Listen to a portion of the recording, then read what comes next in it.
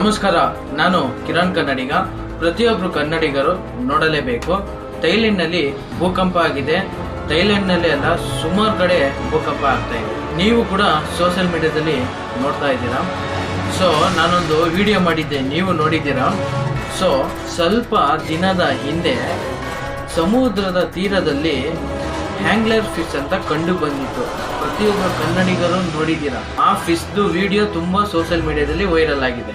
So ನಾನು ಅದ್ರ ಬಗ್ಗೆ ಒಂದು ವಿಡಿಯೋ ಮಾಡಿದ್ದೆ, ನೀವು ನೋಡಿದ್ದೀರಾ. 100% ಇವಾಗ ಅದೇ ತರ ಆಗ್ತಾ ಇದೆ. ಸಮುದ್ರದ ಗಡಿ ಭಾಗದಲ್ಲಿ ಹ್ಯಾಂಗ್ಲರ್ ಫಿಶ್ ಬಂದಿದೆ ಅಂದ್ರೆ ಏನೋ ಆಪತ್ತು ಕಾಯ್ದಿದೆ ಅಂತ ಕನ್ಫರ್ಮ್ ಆಗಿ ಎಲ್ಲರಿಗೂ ಗೊತ್ತಾಯ್ತು. ಅದೇ ತರ ಇವಾಗ ಸುಮಾರು ಕಡೆ ಎಲ್ಲ ಕಡೆ ಭೂಕಂಪ ಆಗ್ತಾ ಇದೆ.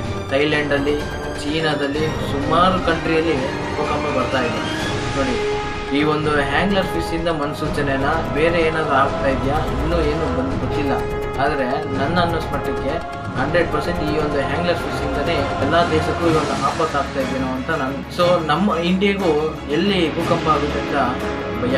ನೀವು ನೋಡಿದ್ದೀರಾ, ಪ್ರತಿಯೊಬ್ಬರು ಕನ್ನಡಿಗರು ಸೋಷಿಯಲ್ ಮೀಡಿಯಾದಲ್ಲಿ ತುಂಬಾ ವೈರಲ್ ಆಗ್ತಾ ಇದೆ, ಭೂಕಂಪ ಆಗ್ತಾ ಇರೋದು ಎಲ್ಲ ಕಡೆ. ಇದ್ರ ಬಗ್ಗೆ ಏನ್ ಹೇಳ್ತೀರಾ ಪ್ರತಿಯೊಬ್ಬರು ಕನ್ನಡಿಗರು ಕಮೆಂಟ್ ಮಾಡಿ, ಶೇರ್ ಮಾಡಿ. ಜೈ ಶ್ರೀರಾಮ್.